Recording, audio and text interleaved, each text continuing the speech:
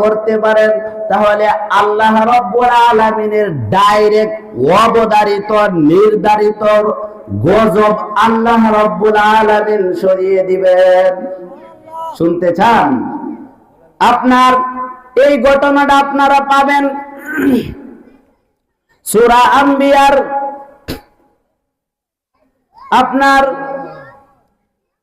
আম্বিয়ার মধ্যে পাবেন যে আল্লাহ রাব্বুল আলামিন বলতেছেন ওয়াজান্নুনি ইযযাহাবা মুগাদিবান ফাযান্না আল্লান নাকদির আলাইহি فنادى في الظلمات أن لا إله إلا أنت سبحانك إني كنت من الظالمين।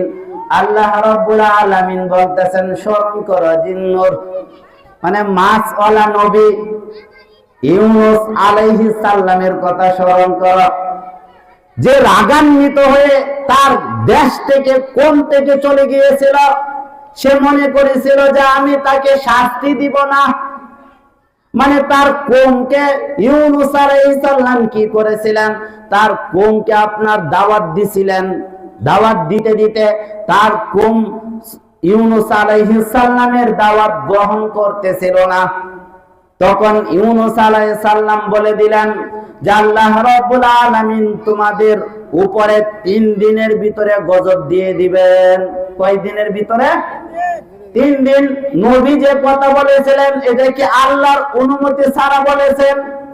বলেন দেখি, আল্লাহর অনুমতি ছাড়া বলেছেন? আল্লাহ বলেছেন। এই জন্য আপনার ইউনূস আলাইহিস সালাম তার উম্মতকে বলেছেন যে তোমরা আমার কথা মানতেছো না, আল্লাহকে ইলাহ রূপে গ্রহণ করতেছো না, এই জন্য আল্লাহ রাব্বুল আলামিন তোমাদের প্রতি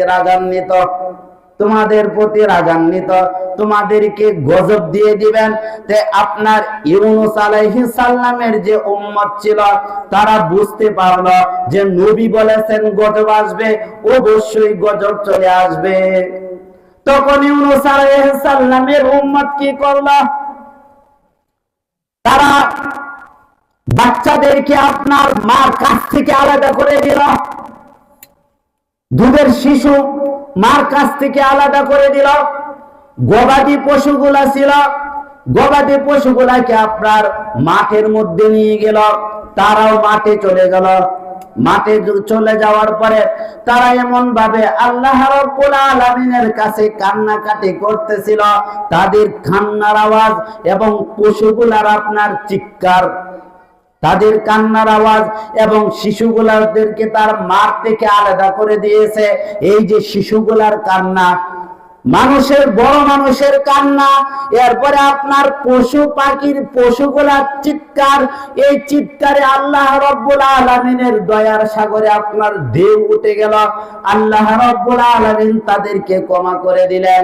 এটাও আল্লাহ রাব্বুল আলামিন আপনার সূরা ইউনূসের 98 নম্বর আয়াতের মধ্যে বলতেছেন ফালাউলা কানাত কারিয়াতুন আমানাত ফানাফাহা। আল্লাহ রাব্বুল আলামিন এই আয়াতের মধ্যে বলেন এমন কোন উম্মত নাই, কওম নাই, ঈমান আনার পরে সাথে সাথে তাদের ঈমান উপকার করেছে শুধু আপনার ইউনূস আলাইহিস সালামের কওম ছাড়া, ইউনূস আলাইহিস সালামের উম্মত ছাড়া।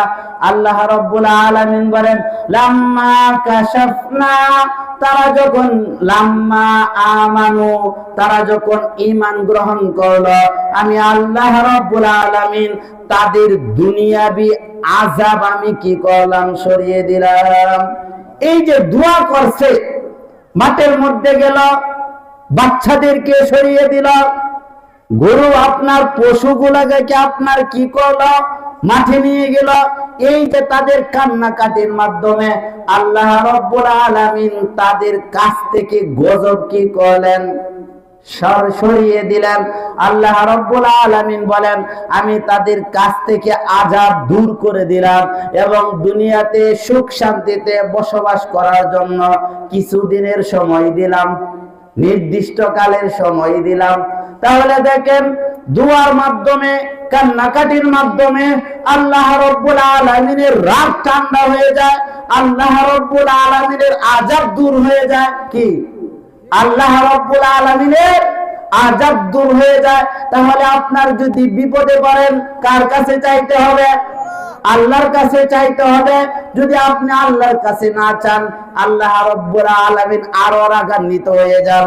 যেমন আপনার মুহাম্মদ সাল্লাল্লাহু আলাইহি ওয়াসাল্লাম, সাহাবায়ে কেরাম রাদিয়াল্লাহু আনহুম, তাদের আপনার অবস্থা ছিল কোন বিপদ চলে আসলে তারা নামাজে দাঁড়িয়ে যেত, যায় নামাজে প্রথম আপনার সম্পর্ক আল্লাহ রাব্বুল আলামিনের কাছে করত।